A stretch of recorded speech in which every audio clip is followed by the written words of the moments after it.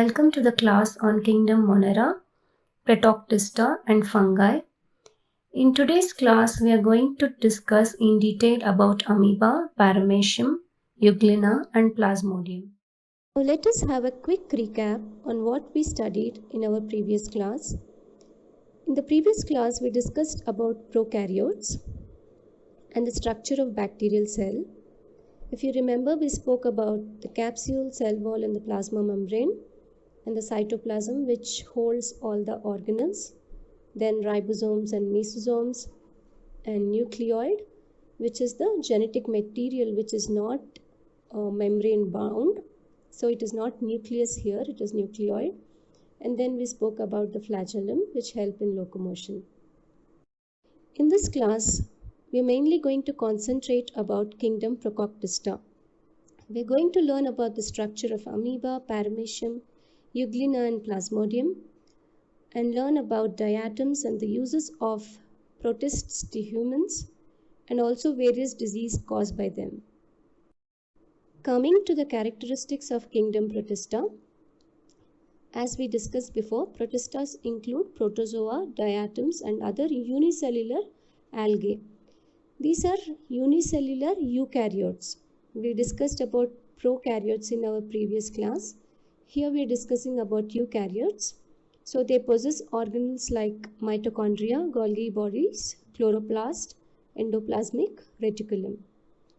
Protists are autotrophic, that means they can make their own food, or saprotrophic, which feed on organic matter, or sometimes they are parasitic also.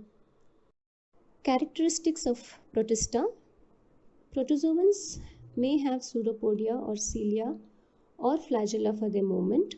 They are eukaryotic, that means they have a nucleus, and they are both beneficial and harmful to human. And they usually prefer to live in moist or aquatic environments. Now we are going to discuss about the various types of protists. If you see the picture, there are different types of protists which are similar to animals, which are similar to plants, similar to fungi, and also multicellular protists. So the first is animal-like protists, which are heterotrophic in nature and have the ability to move because of cilia or flagella. And then there's plant-like protists, which are autotrophic in nature, which can prepare their own food by photosynthesis. Next, which are like fungi like protists. They are also heterotrophs with cell walls and they can reproduce by spores. Then is the multicellular protists that do not show any cellular specialization or differentiation into tissues. Based on the various characteristics, protozoans are classified as Rhizopoda, Flagellata, Ciliata, and Sporozoa. Rhizopoda consists of pseudopodia, and examples are Amoeba. Flagellata have flagella, an example is Euglena. Ciliata have cilia, an example is Paramecium. And Sporozoa, they form spores in one of the stages of their life cycle. An example is Plasmodium. Coming to Rhizopoda, example is Amoeba. Amoeba is usually present in fresh water, in mud water, in ponds and ditches, which contains decaying leaves. They are classified as Rhizopoda because of pseudopodia. These are useful for locomotion. If you see the picture, they are similar to flagella but shorter and blunt in shape. These pseudopodia help in capturing the food, and contractile vacuoles are useful for osmoregulation. Reproduction in amoeba is usually by binary fission, which is a type of asexual reproduction, wherein the mother cell gives rise to two identical daughter cells, and the nucleus and cytoplasm is equally distributed between the two daughter cells. Sexual reproduction is not very common. Entamoeba histolytica. It's a type of amoeba that causes a disease called Amoebiasis in humans. It is transmitted by contaminated food and water. This contamination happens through fecal matter of an infected person. As it affects the gastrointestinal system, the symptoms include pain in the stomach or cramps, abdominal cramps, diarrhea, bloody stools or liquid stools, vomiting, fever, and ulcers. Entamoeba histolytica is protected by destruction or degradation by its shell, which is protective layer, which it acquires during cystic stage. So when this amoeba, which is protected by a shell, is passed out in feces and it is ingested by another individual, then it causes the infection. Amoeba is also capable of making holes in the walls of intestine, thus causing open injuries or abscesses. Group Flagellata. Under Flagellata, we have example as Euglena. Flagellata are the group which have flagella. They are found in pools, ponds and ditches with stagnant water and decaying organic matter. General structure of Euglena. As you see in the picture, Euglena is covered by a protein layer called pellicle. And then there's cytosome and reservoir, which is similar to our oral cavity, where the cell mouth opens into a tubular structure called cytopharynx, and this in turn opens into a reservoir. Then there is stigma, or also called as eye spot, which is red in color, and this is photosensitive or light sensitive. Then there is chloroplast, which is green in color because of the presence of chlorophyll and helps in photosynthesis. There is contractile vacuole for osmoregulation and flagella for locomotion. And reproduction again in Euglena is also asexual by binary fission. These are various flagellates that causes diseases in human. Trypanosoma, Giardia intestinalis, Trichomonas, Leishmania. These are all flagellates that causes various kinds of diseases in humans. Now we are going to talk about Ciliata, and as we spoke before, example is Paramecium. These are the protists that actually behave like animals. If you see the picture, they have hair-like structures called cilia, which help them to move. So they not only move like animals, but they hunt their prey and eat. So if you look at the picture again, there are food vacuoles. These are the organelles that help in digesting the prey, which they have obtained by using the cilia. They are orange in color.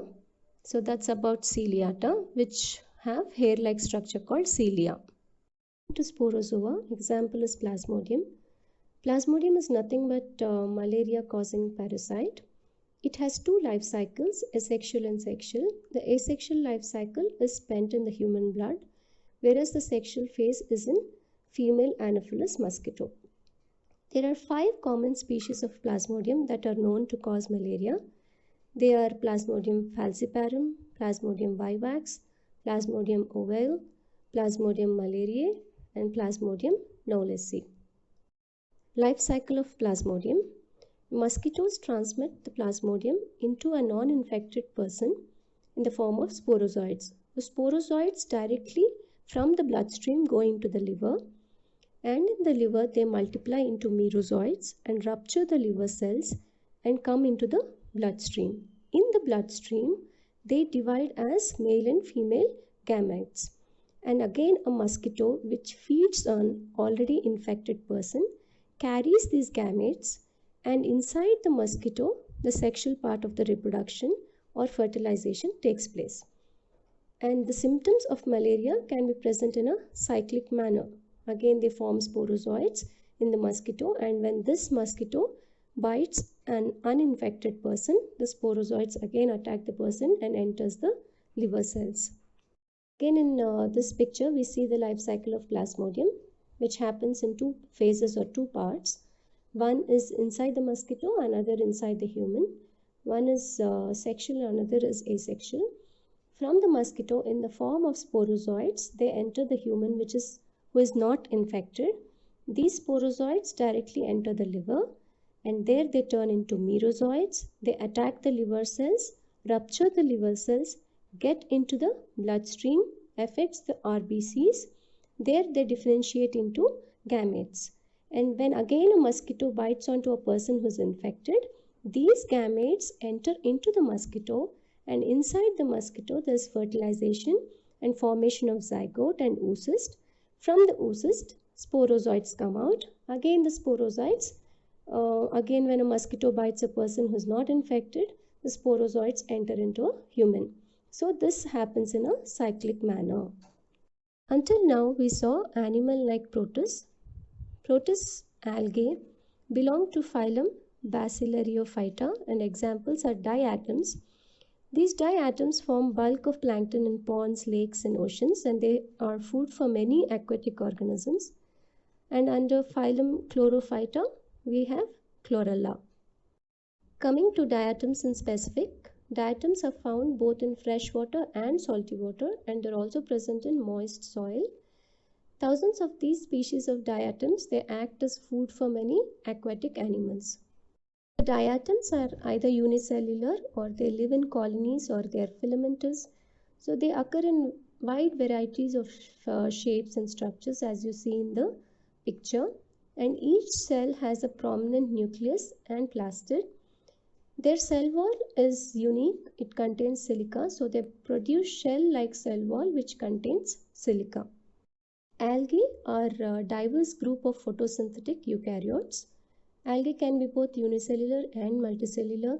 The difference between algae and seaweeds is large multicellular algae are known as seaweeds. Seaweeds are also algae, but they are multicellular and larger in size. Algae can prepare their own food because of the presence of chlorophyll. Some algae also have other pigments, like a blue pigment which is called phycocyanin, brown pigment fucoxanthin, or red pigment phycoerythrin. Here we see Chlamydomonas. Chlamydomonas is also a type of algae which is biflagellate or has two flagella, and all algae has a definite cell wall, cell membrane, nucleus, cytoplasm and chloroplast. Especially in Chlamydomonas, chloroplast is in cup-shaped and ribbon-shaped in Spirogyra. Pyrenoids, the starch-containing bodies, are also an integral part of chloroplast in green algae. Uses of algae: they provide food for fishes as a part of phytoplankton. They are rich sources of vitamin A and E, and many marine forms are important source of iodine, potassium and other minerals. Blue-green algae also increase soil fertility by fixing atmospheric nitrogen.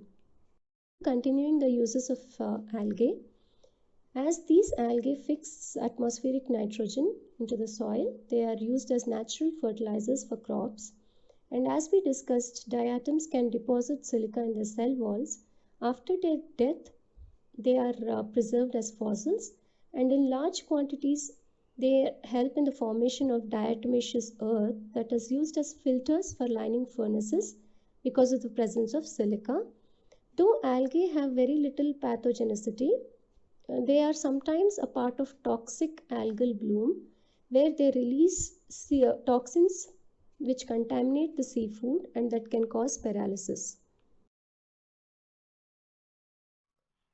Can you imagine what would have happened if there were no trash collectors in our society?